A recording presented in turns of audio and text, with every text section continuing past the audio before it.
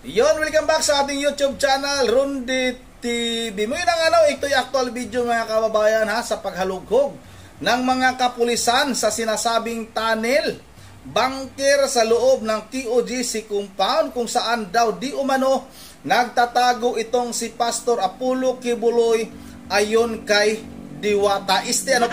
General Torre mga kababayan. Diwata tuloy ang tawag ko sa kanya.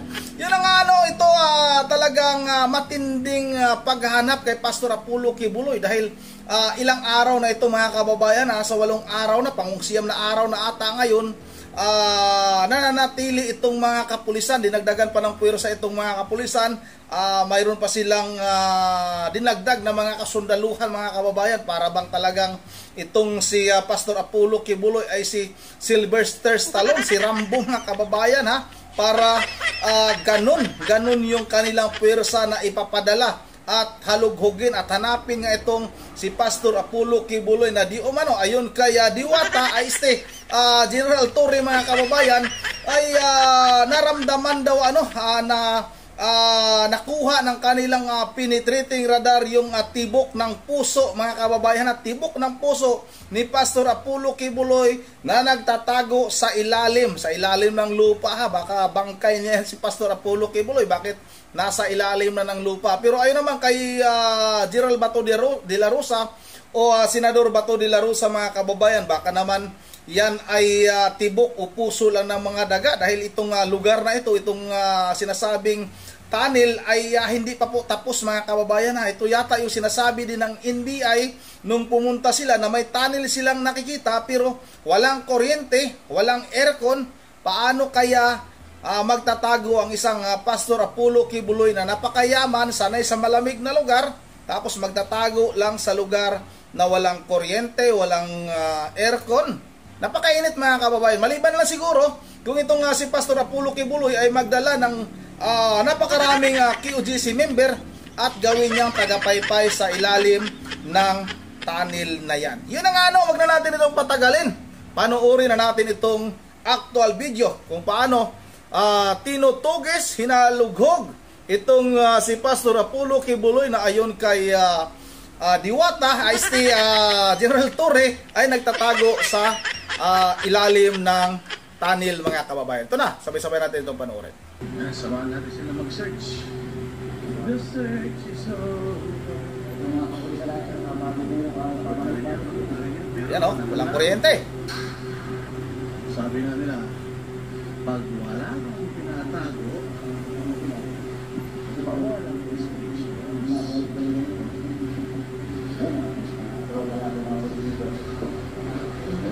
Yes sir, good afternoon. Yan may mga taga-SMNI. So dito tayo. Kapulisan na talagang armado.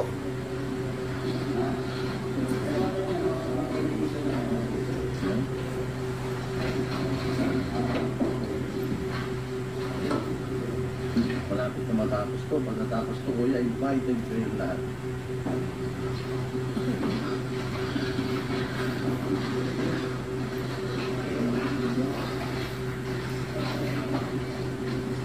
Yes, sir.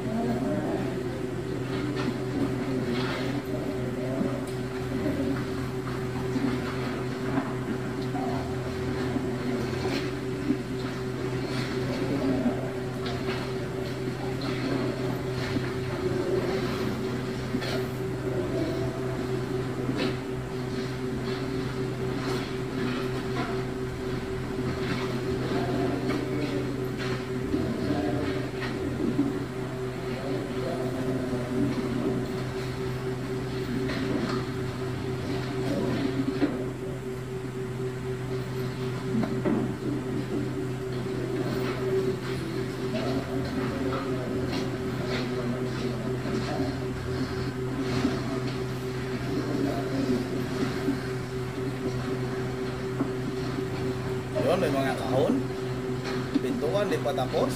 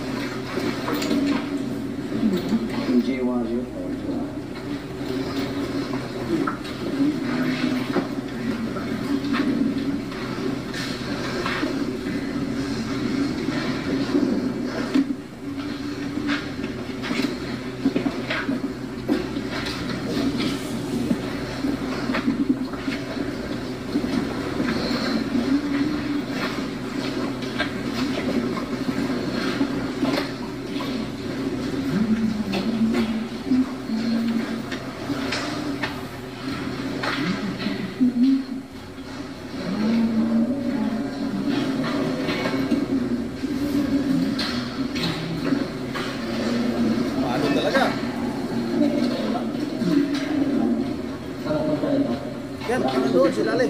Yung sa part, ito yung tinatawag na minsan na tani.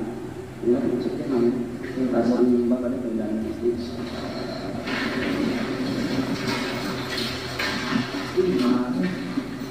Sarap dito ah.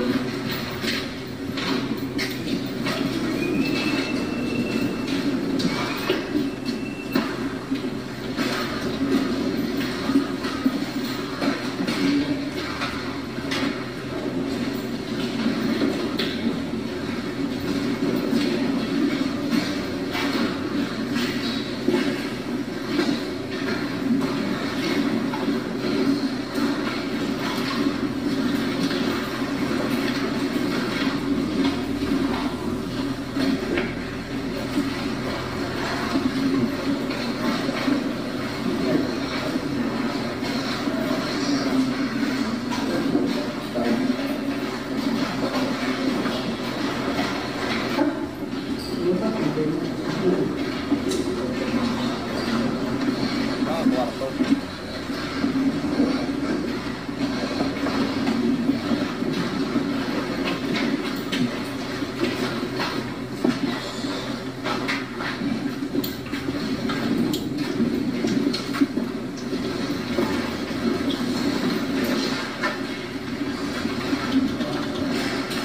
Kung inyong makikita, walang mga obstruction, walang napigil.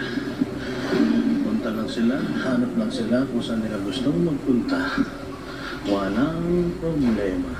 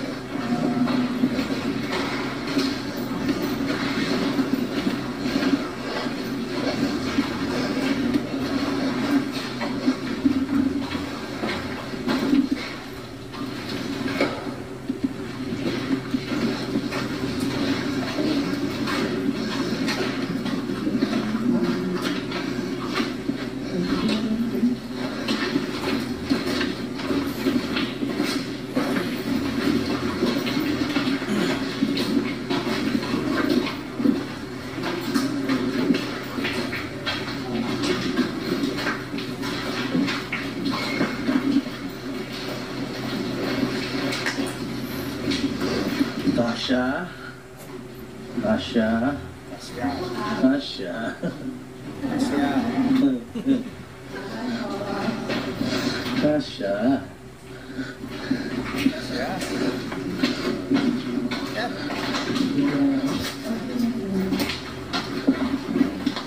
Tasha.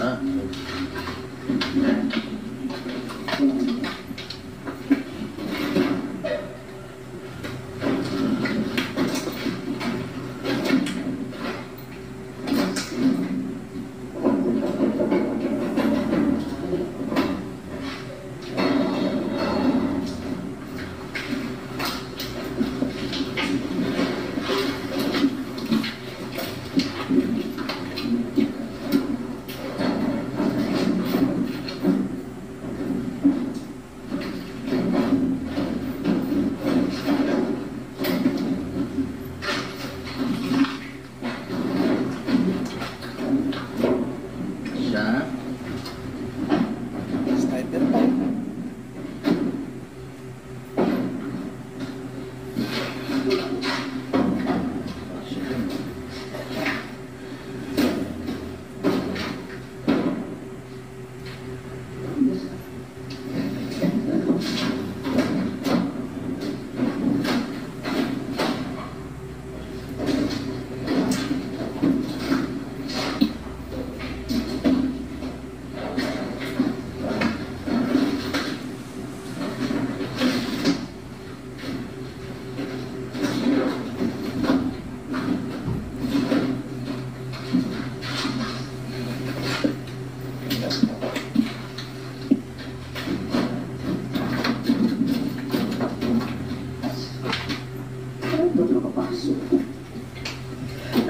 Pakahila yan, palabas, pahila. Ganito. Sasabi ka dito. O, sige na ka rin yun.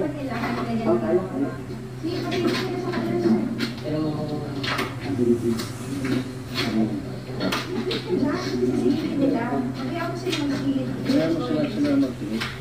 Sila magbakalas ng baklas.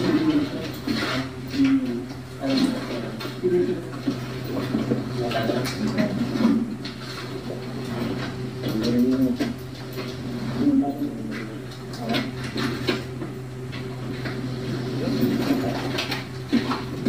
Kaya na, huwag mo.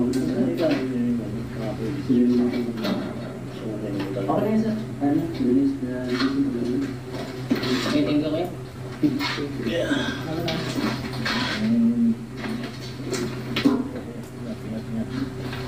Mababa. Narin tayo dyan. Yung mga rayuma natin. Tasha. Tasha.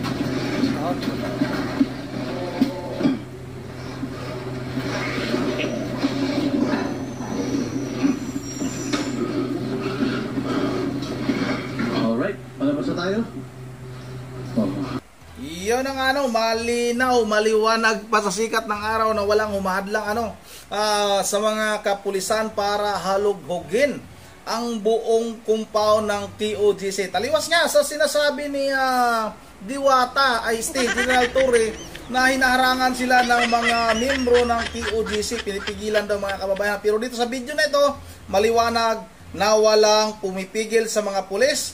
Malaya sila makapaghalughog sa sinasabi na tunnel, bunker na pinagtataguan ni Pastor Apollo Kibuloy, mga kababayan. Ayun na nga bahala na rin kayong humusga kung saan ba talaga itong si Pastor Apollo Kibuloy nagtatago sa ngayon.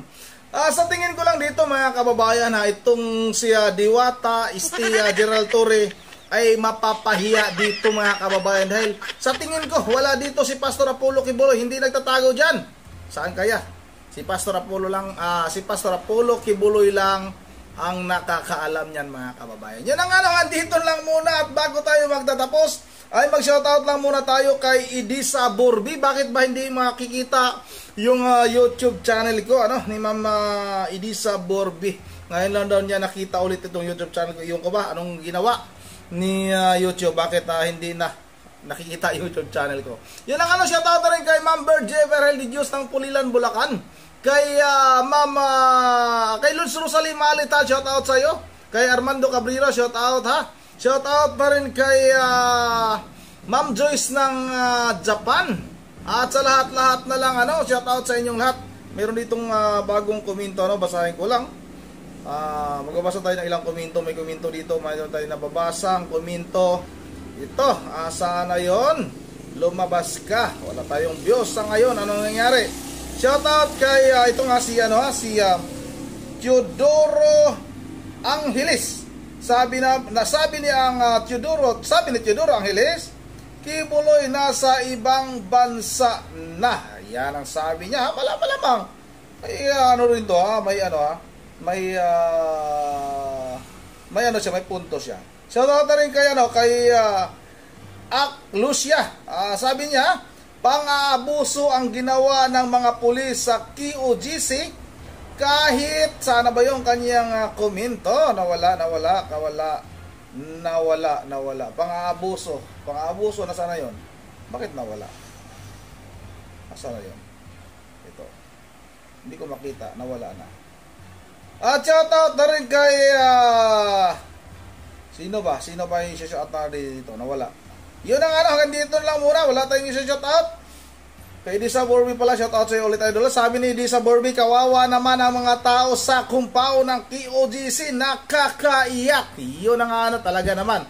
Kawawa talaga kasi nga talagang nakikita natin kung paano ba ay parang akala ba nila si Pastor Apollo Kibuloy ay armado. Makikita nyo naman mga kababayan, itong mga pulis na pumasok dyan sa QOGC, kahit yung nakikita natin na humahalughog dyan sa sinasabing tunnel, dyan sa sinasabing bunker, talagang armado. Napakahaba ng mga baril.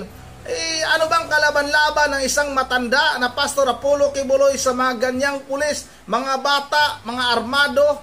Iwanan ko lang mga kababayan, kayo na lang din yung bahalang humusga. Hanggang dito lang muna. Once again, this is Sundi TV mo. Ingat ang lahat. God bless bawat isa sa atin.